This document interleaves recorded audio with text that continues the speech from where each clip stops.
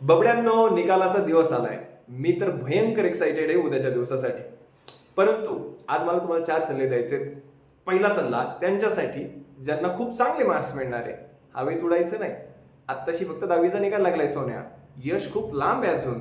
हे उत्तम आहे. उत्कृष्टची वाट पाहायची आहे. त्याच्यासाठी हीच कन्सिस्टन्सी पुढे कंटिन्यू करायची आहे. दुसरा सल्ला त्यांना खूप कमी मार्क पडणार आहे त्यांच्यासाठी. बबड्या, मार्क्स कमी आलेत, क्वालिटी कमी झालेली नाहीये. तुझ्यातलं बेस्ट बाहेर यायचंय.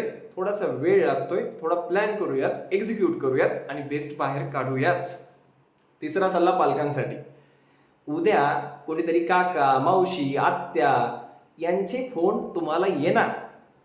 तुझ्या पोराला किती मार्क पडले, माझ्या पोराला एवढे पडलेत, शेजाऱ्याच्या पोराला एवढे पडलेत, आमच्या इकडे तर ऐकणे असं केलं, रिक्षावाल्याच्या पोरीने तसं केलं. ह्या कंपॅरिझन करू नका. तुमच्यातल्या स्पर्धेमध्ये पोरांना प्याद म्हणून वापरू नका. हे अजिबात करायचं नाही. हा प्रोडक्ट तुमचा आहे. याची सगळी जबाबदारी तुमची. यश आलं तर यशाचे हकदार तुम्ही, अपयश आलं तर यशाची जबाबदारीही तुमचीच. ती झटकू नका. सारखं त्यांना हे ऐकवू नका, तुम्हाला काय कमी केलं, आमच्या वेळी असं नव्हतं, आमच्या वेळी तसं होतं, तरी आम्ही असं केलं आणि तुम्हाला काय कमी केलं, हे सांगत बसू नका. पालकांनो, शब्द थोडेसे कडक आहेत, परंतु पोरांना तुमचं हे ऐकण्यात काहीच रस नाही. ते एका कानाने ऐकतात आणि सोडून देतात. मग उत्तम काय, तर तो 4था सल्ला.